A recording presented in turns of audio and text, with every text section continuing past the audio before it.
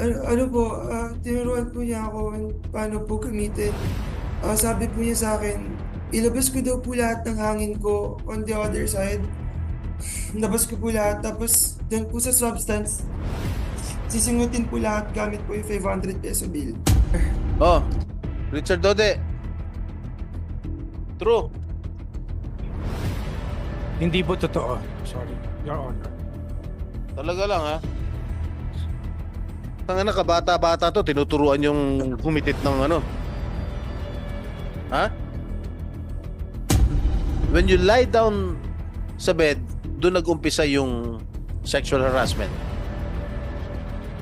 Hindi po ako nag-lie down. Hinila po ako sa bed. Hinila ka sa bed. Yes po, Your Honor. Sino nang hila sa'yo sa bed? Judge Anones po, Your Honor.